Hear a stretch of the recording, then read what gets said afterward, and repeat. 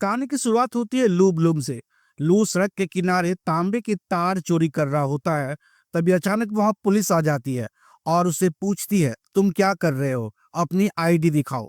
वहां सिर्फ एक ही पुलिस वाला होता है। लू हालात को भांप जाता है और अचानक पुलिस वाले पर हमला कर देता है। वह उसकी घड़ी चुरा लेता है और वहां से भाग निकलता है। इसके बाद लू एक कंस्ट्रक्शन साइट पर जाता है जहां वह चोरी किए गए तार बेच देता है। लेकिन पैसे लेने के साथ साथ वह उस आदमी से कहता है, मुझे कोई काम दे दीजिए, मैं बहुत जल्दी चीजें सीख लेता हूँ और आपको फायदा होगा। लेकिन वह आदमी जवाब देता है, मैं किसी चोर को नौकरी पर नहीं रखता। निराश होकर लू वहां से निकल जाता है। सड़क पर चलते हुए वह देखता है कि एक एक्सीडेंट हो गया है। लू पास जाकर देखता है, वहां पुलिस है और एक कैमरामैन भी, जो पूरे हादसे को रिकॉर्ड कर रहा है। लू पहले उसे ध्यान से देखता है, फिर उसे पूछता है, तुम ये सब क्यों रिकॉर्ड कर रहे हो। कैमरामैन बताता है कि वो ये वीडियो न्यूज चैनलों को बेचता है। लू पूछता है, पैसे अच्छे मिलते होंगे। कैमरामैन जवाब देता है, इतने भी खास नहीं। लू से कहता है, मुझे अपने साथ रख लो, मैं अच्छा काम कर सकता हूँ। लेकिन वह आदमी लू को गाली देता है और कहता है, मैं तुम्हारे जैसे लोगों के साथ काम नहीं करता, और उसे वहां से भगा देता है। लेकिन लू को ये काम पसंद आ जाता है। सबसे पहले वह एक साइकिल चुराता है और उसे $800 में बेच देता है। इन पैसों से वह एक हैंडीकैम, एक पुलिस रेडियो रिसीवर और पुलिस कोड्स की किताब खरीदता है। अब लू पूरी गंभीरता से पुलिस कोड्स पढ़ने और समझने लगता है। रेडियो पर उसे सुनाई देता है कि कहाँ एक्सीडेंट हुआ है और कहाँ क्राइम से कॉल आई है। एक कॉल मिलते ही लू तुरंत अपना कैमरा लेकर वहां पहुंच जाता है। वहां वही कैमरामैन भी मौजूद होता है जिससे उसकी पहली मुलाकात हुई थी। लू इस बार बहुत नजदीक से फुटेज रिकॉर्ड करता है जिसमें खून साफ साफ दिखाई देता है। इस फुटेज को लेकर वह एक टीवी चैनल जाता है जहां उसकी मुलाकात न्यूज डायरेक्टर नीना से होती है। नीना जब वीडियो को देखती है तो वह उसे बहुत पसंद आता है क्योंकि उसमें ज्यादा खून और सनसनी दिखाई गई थी। नीना उसे उस फुटेज के $250 देती है। पैसे हाथ में आते ही लू बहुत खुश हो जाता है क्योंकि उसे समझ आ जाता है कि ये काम चल सकता है। अगले दिन सुबह वह वही फुटेज टीवी न्यूज में देखता है। अब वो अपने काम को नोट करने लगता है और समझता है कि ये एक कार जैकिंग क्राइम था। लू फिर से पुलिस कोर्ट्स स्टडी करता है, लेकिन उसे एहसास होता है कि अकेले ये काम करना मुश्किल है। इसीलिए वह एक लड़के का इंटरव्यू लेता है जिसका नाम रिक था।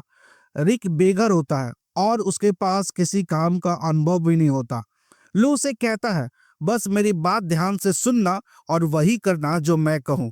वह रिक को $30 प्रति रात देने का वादा करता है और उसे भी पुलिस कोड्स सीखने को कहता है। उनका ऑफिस और उनका घर उनका कार बन जाता है। दोनों रात रात भर ट्रांसमीटर सुनते रहते हैं। पहली रात कुछ खास नहीं होता, लेकिन अगली रात उन्हें एक भयानक एक्सीडेंट की सूचना मिलती है। रिक का काम बस इतना था कि वो मोबाइल देखकर रास्ता बताता रहे, लेकिन लू गाड़ी इतनी तेज चलाता है कि घबरा कर रिक रास्ता बताने में गलती कर देता है। इसी वजह से वे एक्सीडेंट वाली जगह पर देर से पहुंचते हैं। जब तक वे वहां पहुंचते हैं, उनका कॉम्पिटिटर जो पहले ही वहां पहुंच चुका था और पुलिस व एम्बुलेंस भी अपना काम करके जा चुकी थी।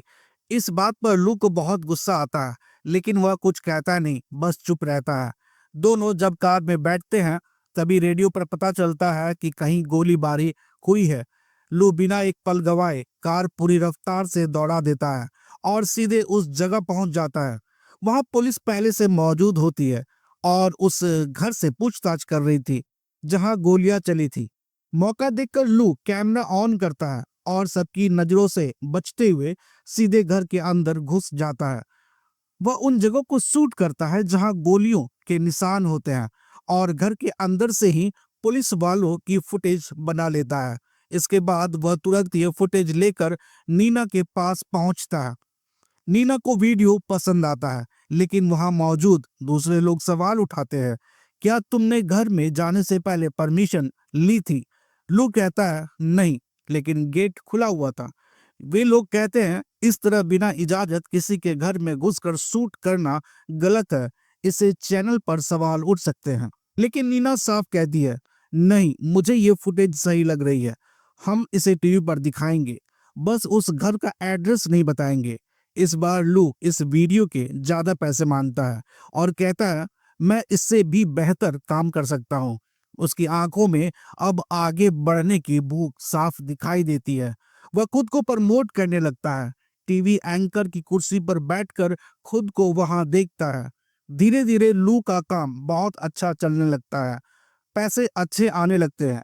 वह और रिक अब अच्छा खाना खाने लगते हैं, बेहतर जिंदगी जीने लगते हैं। एक दिन उन्हें फिर से एक एक्सीडेंट की खबर मिलती है। इस बार वे पुलिस से भी पहले वहां पहुंच जाते हैं। सामने एक कार बहुत बुरी तरह टूटी हुई होती है। एक आदमी फोन पर बात कर रहा होता है। लू शूटिंग शुरू कर देता है। वहां एक आदमी जमीन पर गिरा हुआ था, बहुत बुरी तरह जख्मी और शायद मर चुका था। शूट करते समय लू को लगता है कि एंगल सही नहीं मिल रहा, तो वह उस शव को खिसकाकर कार की हेडलाइट के पास ले आता है और फिर शूट करता है। शायद उसे ऐसा नहीं करना चाहिए था। जब वो ये फुटेज नीना को दिखाता है तो नीना बहुत खुश हो जाती है और उसे अच्छे पैसे देती है। इसी दौरान लू नीना से डेट पर चलने को पूछता है। नीना उससे उम्र में काफी बड़ी होती है, इसीलिए वो मना कर देती है। लेकिन लू फिर कहता है शनिवार को छुट्टी है, क्या हम कॉफी पी सकते हैं? नीना जवाब देती है अपने साथ काम करने वालों के साथ डेट पर नहीं जाती।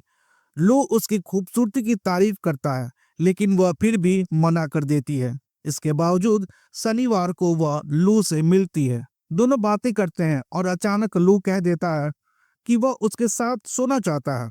ये सुनकर नीना को बहुत गुस्सा आता है, लेकिन लू उसे ब्लैकमेल करता है क्योंकि उसकी वजह से ही चैनल की रेटिंग बढ़ रही होती है। फिर भी नीना को मनाना आसान नहीं होता।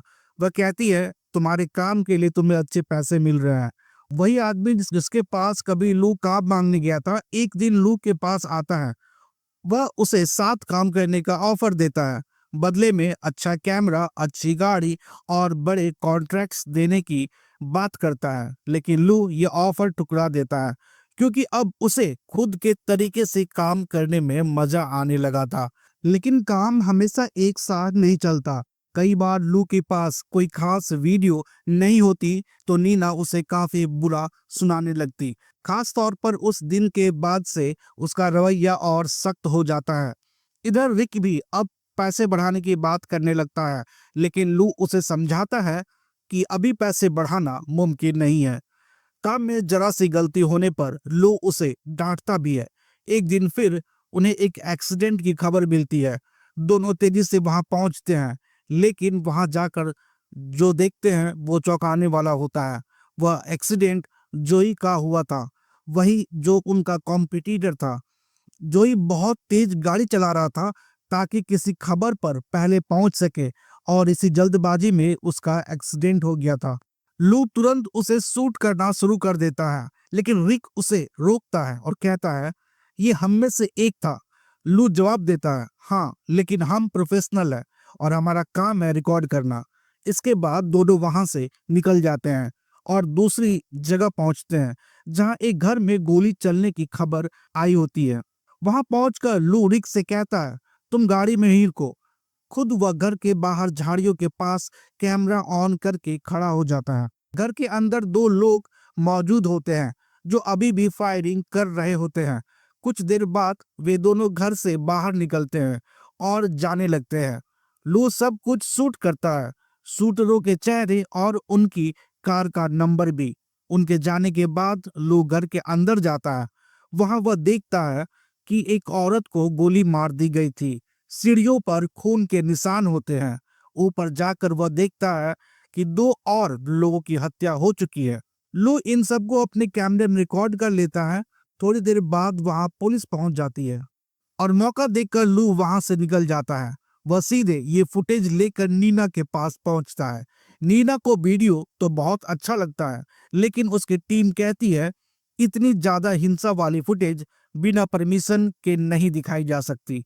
तब नीना कहती है हम चेहरों को ब्लर कर देंगे, घटना के बारे में बताएंगे, लेकिन किसी के पहचान नहीं बताएंगे।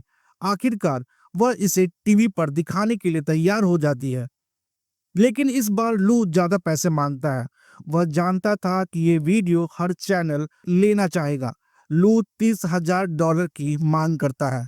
नीना इतनी रकम देने को तैयार नहीं होती। काफी बहस के बाद डील $12,000 में तय होती है, लेकिन लू एक और शर्त रखता है। वह कहता है, मुझे सिर्फ पैसे नहीं चाहिए, तुम्हारे एंकर मेरी कंपनी का नाम ले, वीडियो प्रोडक्शन न्यूज VPN। अगर कोई फुटेज के बारे में पूछे तो मेरे बारे में बताया जाए, ताकि लोग मेरी कंपनी को जाने। जिसे भी फुटेज चाहिए वो सीधे मुझसे संपर्क करे। नीना इस बात के लिए हामी भर देती है। दोस्तों, नीना को वीडियो देने से पहले लू गोली चलाने वाले लोगों की फुटेज हटा देता है। वह सिर्फ घर के अंदर की रिकॉर्डिंग दिखाता है। थोड़ी देर बाद ये वीडियो लाइव कर दिया जाता है। टीवी स्क्रीन पर लू की कंपनी का नाम दिखाई देता है। इसे देखकर लू को बेहद खुशी होती है, लेकिन अगले ही सुबह पुलिस लू के घर पहुंच जाती है। वे उससे पूछते हैं, ये वीडियो तुम्हें कहां से मिला? लू कहता है, मैंने खुद शूट किया है। पुलिस पूछती है, क्या तुमने गोली चलाने वालों को देखा? लू जवाब देता है, वहां बहुत अंधेरा था, मैं छिपा हुआ था, इसीलिए किसी को देख नहीं पाया। कुछ सवाल पूछने के बाद पुलिस वहां से चली जाती है। इसके बाद लू उस कार नंबर का पता करता है जिससे गोली चलाने वाले आए थे। वह उनका एड्रेस निकाल लेता है और रिक को साथ लेकर वहां पहुंच जाता है। रिक घबरा कर पूछता है, हम ये सब क्यों कर रहे हैं? रिक लू से पूछता है, अगर हम उन कातिल को जानते हैं तो पुलिस को अभी क्यों नहीं बता देते? लू जवाब देता है, नहीं, पुलिस को बुलाएंगे, लेकिन थोड़ी देर बाद, थोड़ी ही देर में वे उस कार को ढूंढ लेते हैं और उसका पीछा करने लगते हैं। इसी दौरान रिक फिर से पैसों की बात छेड़ देता है। वह कहता है, मेरे पैसे बढ़ा दो। लू पूछता है, कितने चाहिए? रिक कहता है, एक रात के $75, जबकि पहले वो सिर्फ $30 लेता था। लू थोड़ी देर में सोचकर कहता है, ठीक है। तब रिक पूछता है, अगर मैं इससे भी ज्यादा मांगता तो क्या तुम देते? लू कहता है, हाँ। बस यहीं से रिक का रवैया बदल जाता है।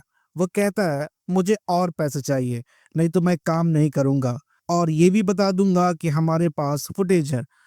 अब रिक उस रात के काम के लिए 50% हिस्सा मांगता है। लू मजबूरी में हाँ कर देता है।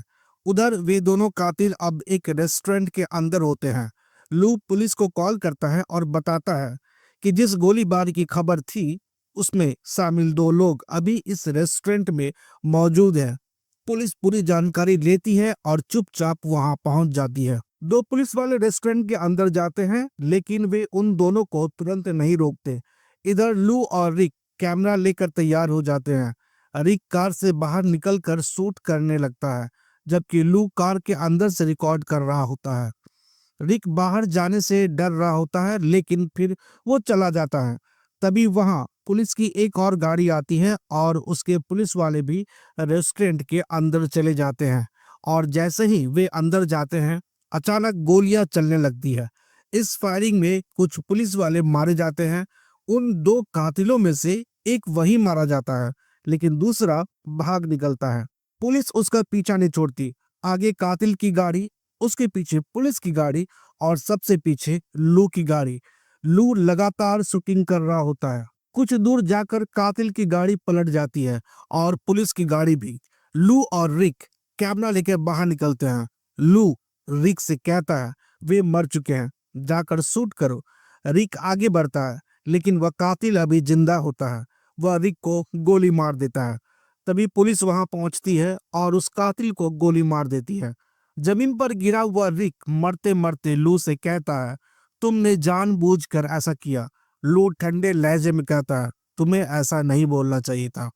और वह रिक की मौत का भी वीडियो बना लेता है। बाद में ये सारी फुटेज वह नीना को देता है। नीना ये वीडियो देखकर बहुत खुश हो जाती है, लेकिन तभी पुलिस वहां पहुंच जाती है। वे लू से पूछते हैं, तुमने कातिल को कैसे पहचाना? पहले तो तुमने कहा था कि तुमने उन्हें देखा ही नहीं था। लू कहता है, हाँ, लेकिन मैंने उनकी चाल ढाल से अंदाजा लगाया। वे मेरा पीछा कर रहे थे, इसीलिए मुझे समझ आ गया कि वे कहाँ हैं। और फिर मैंने पुलिस को कॉल किया। पुलिस सख्त लहजे में कहती है, अगर तुमने ये सब जानबूझकर किया है सिर्फ वीडियो बनाने के लिए, तो ये एक तरह का मर्डर माना जाएगा और मुझे लगता है कि तुमने कातिलों को पहली बार में ही देख लिया था।